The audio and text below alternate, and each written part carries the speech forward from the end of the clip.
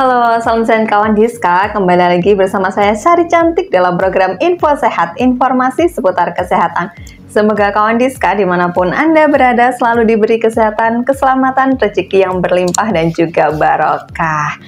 Oke, kebetulan hari ini kita mau ngobrolin tentang peringatan NTDis di tahun 2024 pada tanggal 30 Januari 2024 ini kebetulan memang ada peringatan NTDis Day gitu ya. Nah, ngobrol-ngobrol tentang peringatan NTDis Day, nah saya sudah kedatangan narasumber cantik saya hari ini. Apa kabarnya Kak Febri? Alhamdulillah baik, Kak Sari Cantik. Anjir, beliau adalah salah satu PJ program di PMPTM Dinas Kesehatan PP dan KB Kota Madiun. Nah, Kak Febri, apa nih NTDis Day ini? Kok ada NTDis nih? NTDis gitu ya? Iya, jadi NTDis itu adalah salah satu peringatan dari Neglected Tropical Disease. Jadi di sini ada beberapa penyakit tropik atau tropical penyakit yang terabaikan. Nah, kenapa ini terabaikan? Karena sebenarnya memang jumlahnya tergolong sangat sedikit. Walaupun sebenarnya masih berpengaruh pada tingkat kesehatan secara global seperti itu. Nah, adanya NTDis ini biar yang terabaikan itu ada momentumnya untuk kembali diingat seperti itu. Jadi memang ini momentum untuk mengingatkan supaya kita ini masih mungkin ini tidak ada di Kota Madiun, cuman tapi di dunia masih ada gitu ya. Nah, ini sebagai peringatan juga untuk kita tetap menjaga kesehatan gitu ya, Kak. Iya.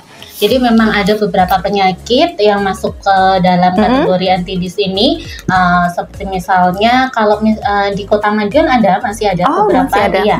Jadi seperti kusta itu masih ada. Kemudian mungkin ada beberapa hal lain yang di Indonesia dia masih menjadi salah satu yang diprioritaskan, seperti misalnya ada kecacingan, kemudian filariasis, ada beberapa penyakit rambusia seperti itu. Ya, hanya saja memang kalau di Kota Madiun kita sudah bukan termasuk lagi daerah endemis.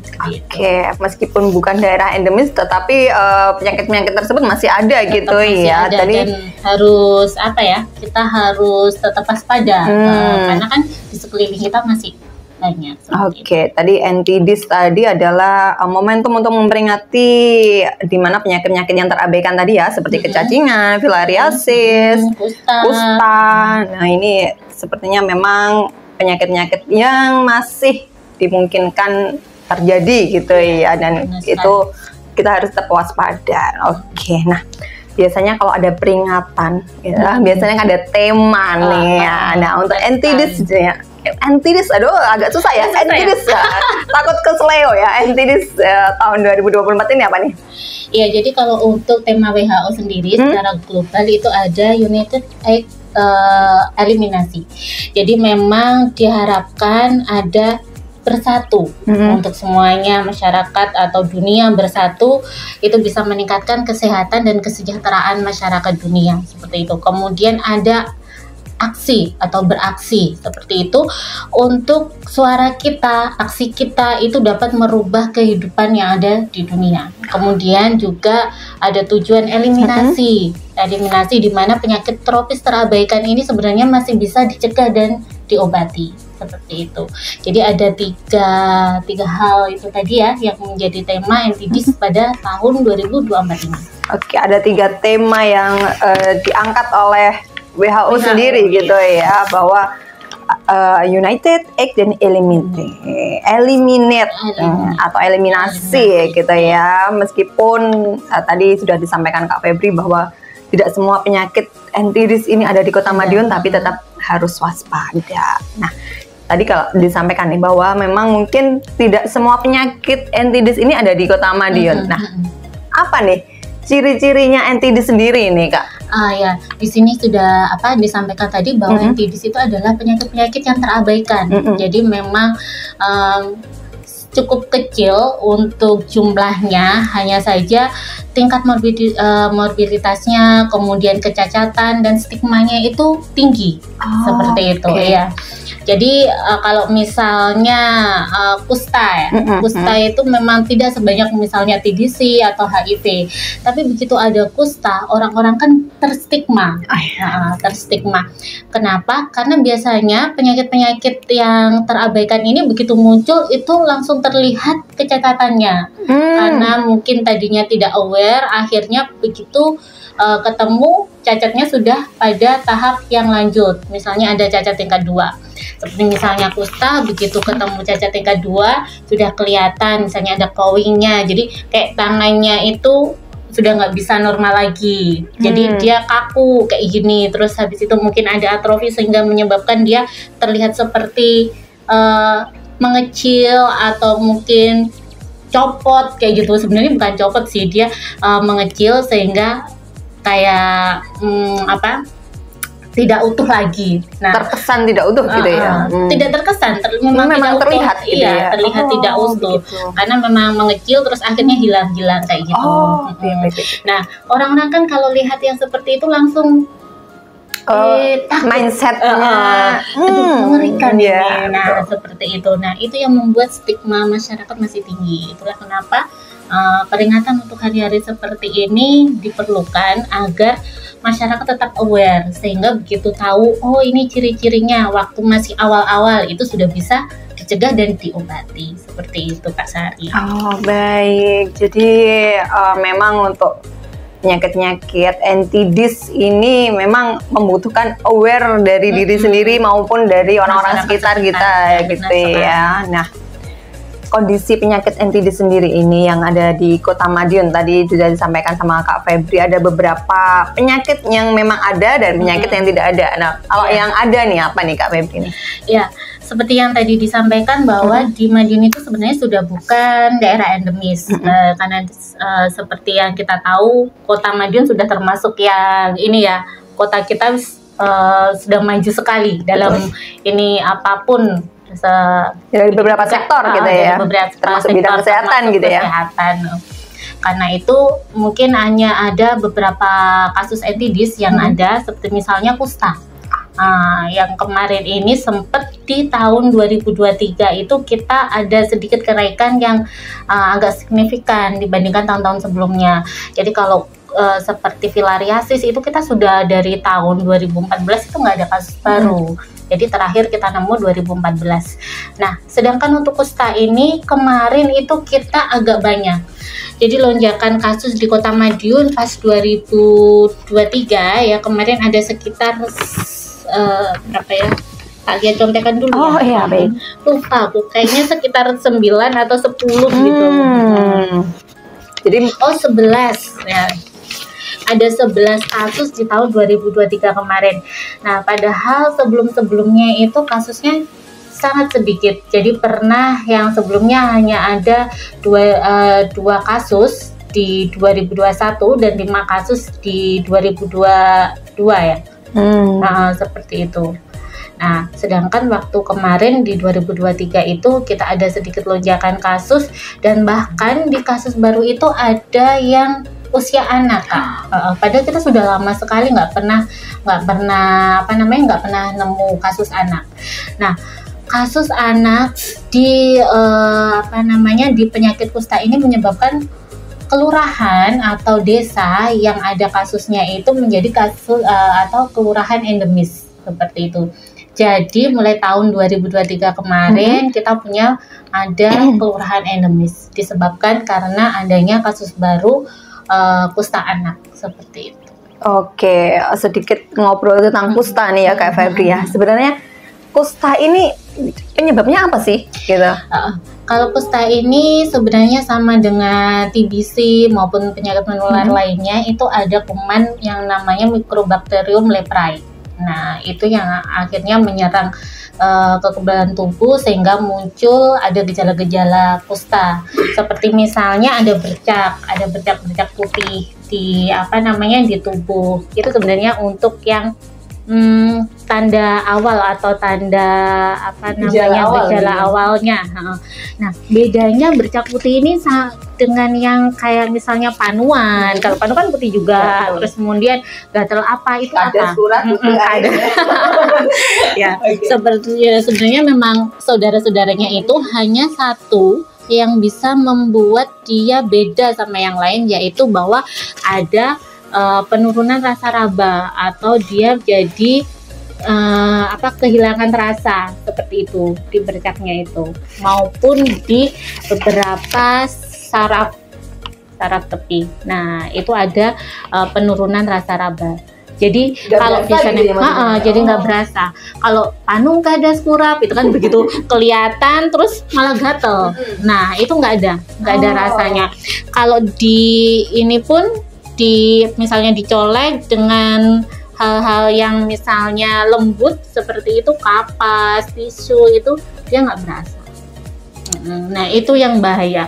Kalau masih gatel mungkin ya itu tadi ada kutu air dan teman-temannya yang masih bisa disalepin. Nah, kalau untuk yang sudah nggak berasa tuh itu sudah bahaya.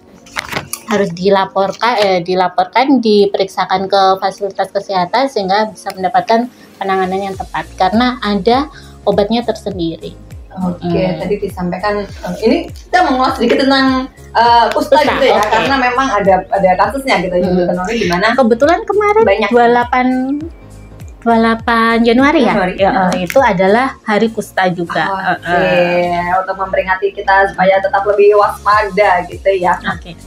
Kak Febri tadi disampaikan bahwa ini tuh disebabkan oleh bakteri gitu ya. Nah, ini dari mana nih asal usulnya dan tiba-tiba anak-anak juga bisa terkena ini? Apakah ini juga penyakit menular atau bagaimana nih? Iya, jadi kusta ini adalah penyakit menular yang sebenarnya sangat sangat sulit menular. Agak susah ya. Tapi begitu menular itu ya itu tadi, karena kadang orang tidak aware sehingga dipikir mungkin panu diskurap biasa, sehingga akhirnya baru setelah ada kecacatan baru periksa. Jadi sama seperti penyakit kulit maupun ini yang lain, sebenarnya adalah tingkat higienitas. Jadi pH perilaku hidup bersih, PHBS itu yang menjadi kunci utama. Karena bagaimanapun semua kuman, bakteri dan lain-lain kan dari lingkungan. Ininya apalagi sama seperti TB juga, sebenarnya dengan sinar matahari, dengan kebersihan yang terjaga itu bisa dicegah. Hanya saja karena itu tadi mungkin misalnya kontak dengan orang yang sudah terdiagnosa kusta tapi tidak diobati dalam waktu yang lama, nah itu bisa menular seperti itu. Oke, tadi disampaikan bahwa ini ada kasus baru yaitu ada kusta anak. Nah, apakah kusta anak ini juga menular dari orang-orang sekitar yang menderita kusta? Iya, itu? Sama.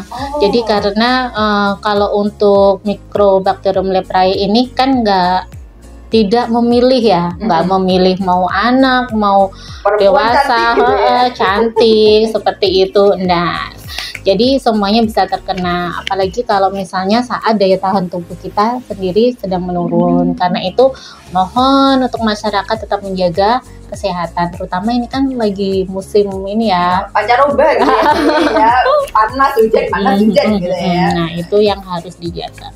Oke, jadi memang penyakit kusta ini juga penyakit yang menular tapi juga sulit ditularkan, tapi juga bahaya gitu. Iya, soalnya biasanya kalau misalnya pun dari 100 orang yang misalnya kontak atau mungkin ini hanya sekitar 2 yang pada akhirnya itu tertular ini. Jadi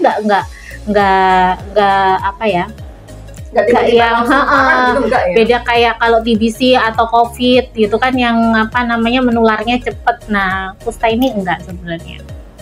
Jadi memang kita juga harus menjaga perilaku hidup bersih dan sehatnya gitu ya. baik di rumah, di sekolah ataupun di mana-mana gitu ya. Untuk juga cuci tangan pakai sabun dengan air mengalir, nah, itu juga penting karena penularan ini kadang juga berasal dari tangan kita ini juga sendiri ya. Makanya kalau kemarin setelah kita ada pandemi COVID, salah satu yang benar-benar membuat perilaku kesehatan kita bagus itu misalnya kita selalu pakai masker, kemudian juga bawa hand sanitizer kemana-mana, itu lebih baik dilanjutkan untuk pembiasaan baik seperti itu. Meskipun mungkin saat ini COVID juga sedang menurun gitu ya, sudah menurun. Kebiasaan baik harus tetap dilanjutkan. Benar sekali. Kak Febri, tadi kalau kita sudah bahas tentang kusta gitu ya. Nah, tadi disampaikan juga nih ada kecacingan juga. Nah, bagaimana nih kecacingan? Oke, jadi untuk NTD ini salah satunya adalah penyakit yang disebabkan oleh cacing atau kecacingan. Nah, di tempat kita sendiri sebenarnya mulai dulu itu termasuk daerah dengan prevalensi kecacingan yang rendah, ya kan? Sehingga untuk kegiatan POPM, jadi kita itu ada kegiatan pemberian obat pencegahan secara massal untuk kecacingan ini biasanya setahun 1 kali, seperti itu. 1 kali di bulan Agustus. Nah, mulai tahun kemarin karena Kota Madiun ini masuk sebagai daerah lokus atau lokasi fokus ya dari penurunan stunting, akhirnya kita jadi pelaksanaan POPM itu setahun 2 kali. Jadi biasanya di bulan Februari sama di bulan Agustus karena jarak pemberian pengobatan kecacingan ini harus 6 bulan. Nah, khusus untuk tahun ini karena kita kan ada kemarin kita gencar-gencarnya supin polio ya. Jadi ini sebagai informasi juga untuk masyarakat karena kita ada supin polio, maka untuk kegiatan POPM kecacingan pada tahun ini itu akan disesuaikan. Jadi kalau biasanya dulu Februari itu langsung semuanya seperti itu kan. Nah, ini akan dilakukan nanti ada jeda dengan supin polio. Dimana kalau supin polio kemarin kan yang ada tahap 1, kemudian ada tahap 2 nanti. Pemberian POPM ini karena tidak boleh dibarengkan. Dibarengkan. Jadi harus ada jeda minimal 14 hari atau 2 minggu. Nah, karena itu yang kemarin sasaran supin polio itu kan juga sebenarnya merupakan sasaran dari POPM karena sasaran POPM itu 1 sampai 12 tahun. Nah, kalau supin kemarin kan sampai dengan 8 ya. Sampai 8 tahun. Sehingga nanti yang kemarin dapat dapat polio, kita undur, kita jeda nanti sekitaran Maret untuk dapatnya POPM. Nah, sedangkan untuk sasaran yang di luar sasaran supin polio, jadi yang 8 tahun ke atas, yang kemarin nggak dapat polio itu bisa dilakukan POPM atau pengobatan kecacingan mulai bulan Februari ini. Jadi nanti dibagi. Kalau biasanya kita barengkan, tapi kalau untuk yang tahap 1 POPM-nya akan dibagi. Karena nanti kalau nunggu yang setelah 2 minggu setelah supin, itu kita sudah masuk bulan puasa. Kasihan adik-adik yang di SD, itu kan nanti sudah mulai puasa. Jadi nanti mungkin yang di sini untuk yang di posyandu, mereka kan belum puasa, jadi tetap lanjut untuk POPM-nya. Jadi memang untuk kecacingan sendiri pada tahun ini itu diberikan 2 kali gitu ya. Diberikan 2 kali. Di bulan Februari dan juga Agustus, di mana karena ada supin polio yang periode kedua atau tahapan kedua. Nah, ini akhirnya yang usia 1 sampai 8 tahun kurang 1 hari ya. Nah, itu nanti diberikan di bulan Maret gitu ya. Karena nanti untuk yang supin polio tahap 2 ini dilaksanakan tanggal 19 sampai 25 Februari. Iya, benar sekali. Jadi disampaikan Kak Febri bahwa harus ada jeda, tidak boleh bareng-bareng gitu ya. Jadi mohon nanti diperhatikan untuk ibu-ibu, bunda-bunda yang kemarin anaknya barusan dapat polio. Mungkin karena kemarin pinfolionya kan dijadikan satu di salah satu posyandu ya, nggak di masing-masing. Takutnya nanti pas posyandu ininya posyandu sendiri nggak tahu ini kemarin dapatnya kapan gitu. Oke, jadi memang harus diperhatikan ya bagi para ibu-ibu muda nih, nah yang punya anak-anak usia kurang dari 8 tahun. Nah ini nanti mohon diperhatikan ada jedanya dari pemberian supin polio ke obat cacingnya sendiri. Nah sasarannya tadi sampai usia berapa sih Kak Febri ini? Tadi kan disampaikan ada sampai 7 tahun tadi, terus di atas 7 tahun. Nah ini sampai 1 sampai 12. Oke, 1 sampai 12. Jadi biasanya kita ada di pos posyandu, kemudian PAUD TK, kemudian SD atau MI. Itu semuanya dapat. Jadi nanti ada mobil lagi gitu ya untuk keliling-keliling sambil menikmati jajanan sekolah gitu ya. Tahu ya ininya ya. Oh iya dong, harus ya. Pulang bawa jajannya. Oke. Jadi memang sasarannya adalah anak-anak usia 1 sampai 12 tahun. Jadi jangan keliru ya bunda-bunda ya. Kalau supin polio adalah 0 sampai 8 tahun kurang 1 hari. Nah ini tadi untuk yang obat cacing sendiri ini adalah mulai dari usia 1 tahun sampai 12 tahun. Nah diberikan menggunakan apa nih? Apakah juga ditetes seperti supin polio atau bagaimana nih Kak? Nah jadi kalau untuk obat cacing ini kita punya dua jenis ya. Jadi ada yang tablet, kemudian ada juga yang sirup. Biasanya kalau yang sirup untuk yang usia masih kecil, masih belum bisa ngunyah, atau kalau untuk yang tablet kunyah itu biasanya untuk yang agak dewasa atau mungkin sudah bisa mulai diminta ngunyah, itu karena memang ada beberapa yang harus digerus kayak gitu. Jadi nanti kalau yang bisa pakai obat kunyah, kalau enggak bisa disirup ataupun nanti bisa juga digerus. Jadi memang diberikan sesuai dengan usianya gitu ya, cara pemberiannya sendiri. Oke, ini ada pertanyaan nih Kak Febri nih dari @ayu elvita. Apakah kusta bisa disembuhkan nih? Iya, jadi kalau untuk kusta sendiri itu bisa. Jadi memang sudah ada obatnya. Nah, kenapa tadi salah satu dari tema untuk tahun ini adalah adanya eliminasi. Jadi bahwa memang kasus-kasus tropical disease ini sebenarnya bisa disembuhkan dan dicegah seperti itu. Kalau misalnya untuk yang kusta ini ada namanya MDT, multi drug ya. Jadi multi drug treatment. Jadi di situ sudah ada paketan obat yang harus diminum. Kalau misalnya kusta itu kan kita ada 2 tipe. Jadi ada yang tipe PB maupun tipe MB. Nah, itu nanti ada masing-masing untuk obatnya. Yang PB ini nanti diminum selama 6 bulan, kemudian yang MB ini diminum selama 12 bulan. Nah, ini bisa menyembuhkan kusta. Menyembuhkan kusta di sini harus digarisbawahi bahwa ini bukan yang kalau misalnya awalnya tangannya hilang terus tiba-tiba muncul lagi, tidak ya. Jadi ini adalah menghancurkan atau membersihkan seluruh kuman yang ada di dalam tubuhnya sehingga dia sudah tidak lagi membuat atau bereaksi menyebabkan kecacatan seperti itu.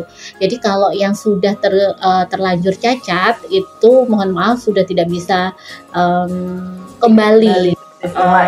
Karena itu penting sekali kenapa kita harus mendeteksi dini sehingga ditemukan tidak saat dia sudah mengalami kecacatan tingkat 2. Jadi baru kelihatan ada bercak dikit, kemudian ini kok bercak disalepin nggak hilang-hilang. Nah itu sudah langsung diperiksakan aja. Kok rasanya agak-agak nggak berasa, kayak mati rasa. Nah seperti itu langsung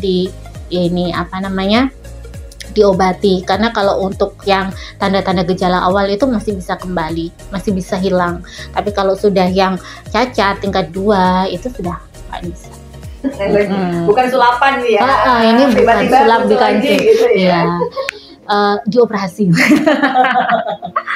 Oke, jadi tadi disampaikan ke Mbak Febri bahwa minum obat tadi memang ada 2 periode gitu ya. Ada yang singkat tapi juga ada yang panjang. Nah ini juga tergantung harus ininya ya. Tergantung sesuai sama ininya ya penyakit sudah di tingkat 1, tingkat 2 atau tingkat gitu ya. tingkat gitu ya.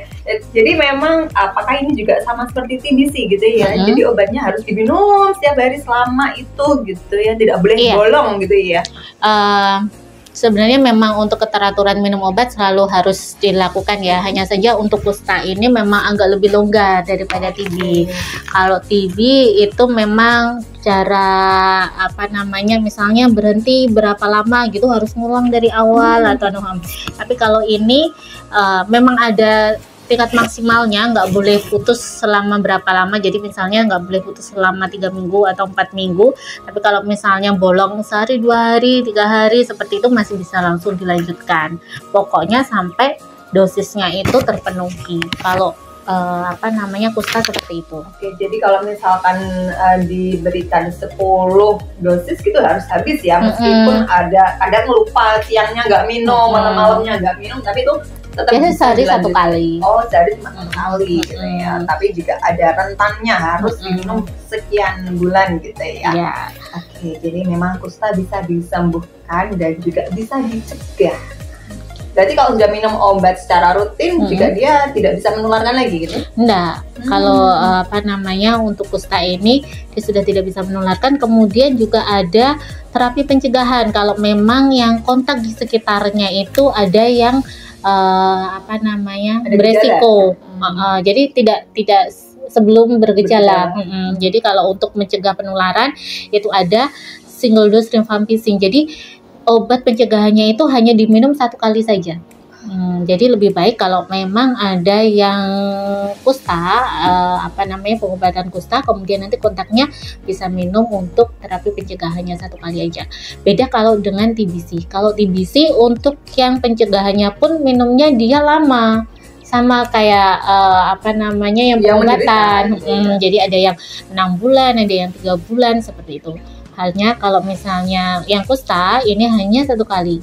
Hanya 1 kali saja. Oke, jadi memang kita harus aware terhadap kesehatan diri kita sendiri. Jangan lupa untuk selalu menerapkan perilaku hidup bersih dan sehat gitu ya, karena sehat itu mahal gitu ya. Oke, kembali ke cacingan Kak Febri. Tadi disampaikan bahwa obat cacing ini diberikan pada anak-anak usia 1 sampai 12 tahun. Iya, nah, apakah cuma anak-anak aja atau orang dewasa juga ada yang diberikan nih? Iya, sebenarnya kan kalau untuk cacing ini bisa juga untuk orang dewasa. Kemudian yang menjadi program kita lagi adalah selain untuk anak-anak juga ada untuk ibu hamil.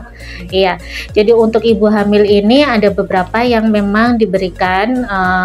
Ini selektif ya, jadi hanya untuk ibu hamil yang dengan gejala anemia itu diobati dengan obat anemia maupun diterapi kok nggak sembuh-sembuh. Nah, itu bisa jadi kita curiga ke arah kecacingan, dia harus melakukan pemeriksaan kecacingan dulu. Jadi tidak serta-merta begitu anemia nggak diobati kok nggak sembuh-sembuh kemudian diberikan obat cacing, enggak, tapi dia harus dilakukan pemeriksaan kecacingan dulu. Kalau misalnya tinjanya positif telur cacing, nah itu baru dilakukan pengobatan kecacingan ini. Nah, untuk pengobatannya sendiri pun harus di bawah pengawasan SPOG, kemudian juga biasanya diberikan setelah trimester kedua. Jadi nggak bisa diberikan di awal kehamilan. Gitu. Oke, jadi memang tidak semua ibu hamil diberikan obat cacing gitu ya, sesuai dengan kondisi masing-masing. Apabila memang ibu hamil yang anemia, diterapi zat besi tidak naik-naik gitu ya zat besinya. Nah, ini perlu curiga ke arah kecacingan, tapi tidak serta-merta kemudian diberikan obat cacing gitu ya. Jadi harus ada pemeriksaan dulu. Ini juga di bawah pengawasan dokter spesialis optin juga gitu ya, bahwa pemberian obat cacingan tidak sembarangan gitu ya, karena tadi disampaikan Kak Febri bahwa ini diberikan pada trimester kedua gitu ya, bukan di awal kehamilan. Nah, oke Kak Febri, kita ngobrolin banyak nih tentang NTDis ya, NTDis dari ini gitu ya. Apakah masih ada pertanyaan lagi? Oke, tidak ada, baiklah. Pesan-pesan untuk kawan Diska nih Kak Febri tentang NTDis hari ini. Oh iya, Jadi kawan Diska, mungkin ini adalah salah satu salah satu momen ya, setahun sekali aja kita memperingati NTDIS, ya walaupun masih banyak ya hari-hari kesehatan lebih banyak. Jadi kayaknya Kak Sari nanti kalau sedikit jadi nggak punya bahan. Betul. Jadi seperti tema NTDIS untuk tahun ini, bersatu, beraksi, bereliminasi, maka diharapkan masyarakat jadi mulai bersatu untuk melakukan aksi dan bersuara bahwa penyakit-penyakit tropical disease ini bisa diobati demi meningkatkan kesehatan dan kesejahteraan untuk semuanya. Seperti itu. Oke, terima kasih Kak Febri atas informasinya hari ini. Kita lagi belajar banyak tentang kusta ya hari ini ya. Dimana memang mungkin belum semua orang aware tentang kusta ini, karena memang kusta ternyata bisa disembuhkan dan juga bisa dicegah apabila kita bisa menerapkan perilaku hidup bersih dan sehat. Betul gitu ya di kehidupan kita sehari-hari. Karena sehat itu mahal, karena memang kesehatan sendiri itu juga hal yang memang sangat penting loh ya, dimana memang kesehatan sendiri itu juga merupakan keberlangsungan hidup kita. Benar sekali Kak Sari. Terima kasih Kak Febri atas waktunya hari ini. Jangan lupa untuk selalu menantikan info-info sehat selanjutnya di podcast Kawan Diska, dan jangan lupa untuk follow IG Promkes Kota Madiun dan YouTube Kawan Diska. Sampai jumpa di info sehat selanjutnya. Bye.